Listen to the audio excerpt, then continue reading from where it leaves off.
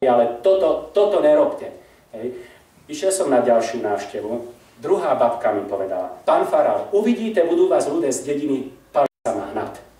Hnať, ako, že vyhodia ma, vyženú ma za to, že robím nejaký bordel z kostola. A naozaj som tú situáciu bral veľmi vážne. Viete, ako v dedine? V celej dedine všade sa o tom hovorilo. Od tej nedele popoludnia vždycky v autobusoch, náš zborový dozorca bol autobusový šofér, povedal, že to je hrozné, to sa napredu rozpráva, nazadu sa rozpráva, hej, a ešte jemu hovorili, že to neexistuje, ľudia keď vystupovali alebo nastupovali, že to nie. V obchodoch, na ulici sa rozprávalo, všade sa o tom rozprávalo. Hej. Chodili aj za mnou ľudia v týždni a no, mal som úplne zlé dojmy, zlé. Som si povedal, že tak to bude nedeľa, mimoriadne ťažká, buď stratím mladých ľudí, ktorí si myslia, že som ich klamal, že som im dal tie nástroje a že budeme cvičiť a že zahráme na toho Svätého Ducha. A oni sa tešili, to bolo ako, viete, to ešte nebolo tak pekne naučené, ale to srdce, ono spievalo krásne, alebo hralo, že to bolo to, tá túžba zahrať v tom kostole.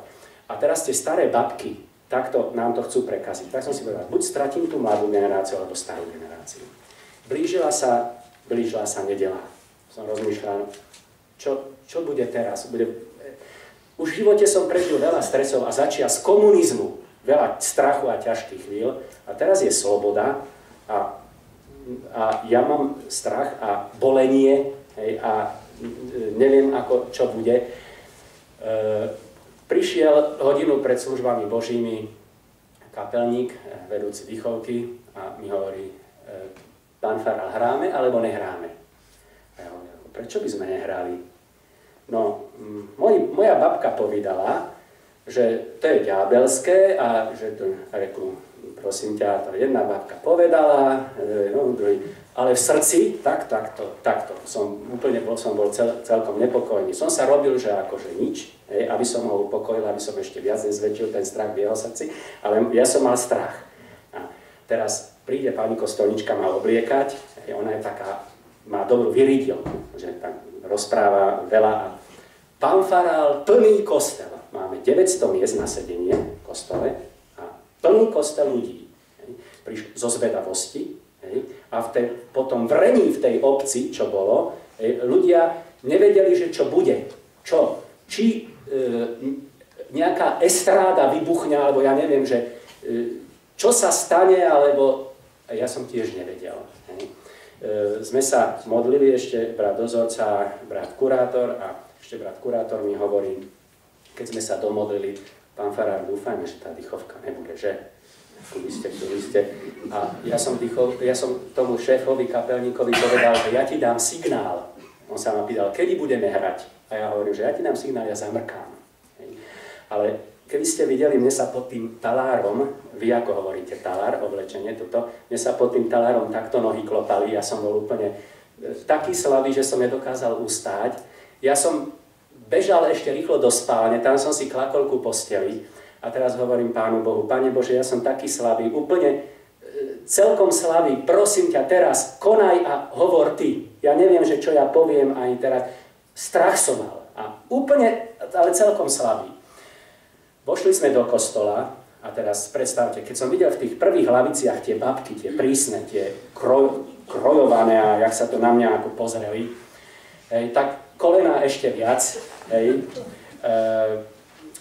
Nevedel som naozaj, že ako to dopadne, ale v Božom mene. Postavil som sa do oltára, spieval som liturgiu, potom bola kázeň. A ja som sa v týždni zamýšľal nad tým, čo asi tým ľuďom povedať. Je Svätý Duch, áno, ale vybral som si text trošku iný, nie k Svätému Duchu priamo, ale áno aj, 150. žalm. A tam bolo napísané, chváľte Hospodina zvukom trúby, gitarov a proste hudobnými nástrojmi a proste takým modernejším spôsobom to bolo v Biblii napísané a tak som to ako prečítal a aj vykladal slovo Božie, ale som si povedal, nesmiem dráždiť tie babky, nič konkrétne som nehovoril, lebo som sa bál, že počas kázne sa mi budú tie krojovánky babky zvíhať a že budú provokatívne odchádzať zo služieb Božích. A preto som bol len veľmi jemný a snažil som sa vysvetliť, že všetko, čo dýcha, nechváli Hospodina, aj hudobné nástroje. Že pozrite, sestry a bratia, máme taký krásny orgán. A že ten orgán bol zostrojený s jediným cieľom, aby oslavoval Pána Boha. A každá tá jedna trúba v tom orgáne, tá píšťala, tiež bola zostrojená veriacimi ľuďmi, aby tá trúba a píšťala oslavovala Pána Boha. A rovnako aj trúbka bola zostrojená veriacimi ľuďmi, to máme dôkazy, už aj izraelský národ, hej, išli pred nimi trúbači, hej. A rovnako aj tá gitara, Dávid hral, oslavoval Pána Boha. Žiadne diablovi to nebolo.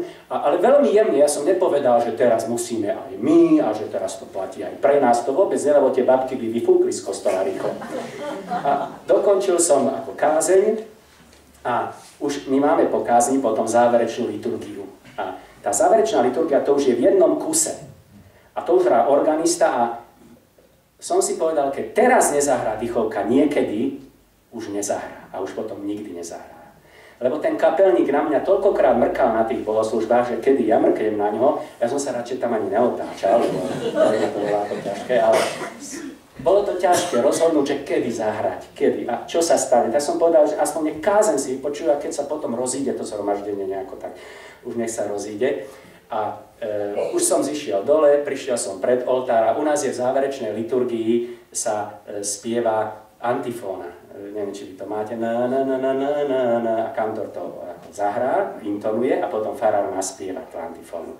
Tak už ľudia sa postavili a kantor zaintonoval a farár mal teraz spievať. A ja som nezačal spievať. A znovu kantor si myslel, že ja som si zabudol nájsť, ešte ale nestačil nájsť tú antifónu, tak znovu mu zaintonoval. A ja som zase nezačal spievať, ja som rozmýšľal, že čo teraz spraviť. Že teraz je doba, teraz, lebo keď už začnem spievať koniec, už až koniec služieb Božích potom bude a už nikdy viac. A kantor po tretíkrát. A ja som nezačal spievať. Zobral som mikrofón si do ruky a som sa otočil k ľuďom a prišiel som k tým babkám, k tým prvým laviciam s tým mikrofónom a nikto nevedel, čo bude a horšie, že ani ja. Ja som nevedel, že čo. Niečo malo byť a prosil som Pána Boha a bolo ticho v kostole a už som otváral ústa, že chcel som niečo povedať a ja som nevedel čo. Ale už mi ústa sa otvárali ale ja som nevedel naozaj, čo budem hovoriť. Ale bol som tak slabý, ale Pán Boh mi dal slová a na poslednú chvíľu, na 100 sekundy a on mi povedal, oslovte babky, milé staré mami. Tak som ich oslovil, milé staré mami. Skôr ako skončíme tieto služby Božie, môžem sa vás niečo spýtať? A oni začali kývať. Lebo to bolo netradičné, viete, že kňaz vystúpil tam z oltára a prišiel až k ním. Ale povedzte mi úprimne, prosím vás, máte radi svoje vnúčatká? A oni začali takto hlavami kývať. Povedzte mi, ale naozaj, máte ich radi? A mnohé aj nahlas začali hovoriť, že áno. Ak ich máte radi, chcete, aby vaše vnúčatká išli do neba? A oni, áno. Ak teda máte ich radi a chcete, aby išli do neba, prosím vás, túžite, aby oni tu sedávali nedeľu čo nedeľu na našich bohoslužbách spoločne. Alebo chcete, aby chodili ako doteraz po krčmách, hrali automaty, pili, drogovali a tak ďalej. Chcete, aby tu s nami boli raz za týždeň, aby sme sa tuto v tomto chráme stretli? A tie babky, áno. A videl som, že mnohé tie babky, ktoré predtým tak prísne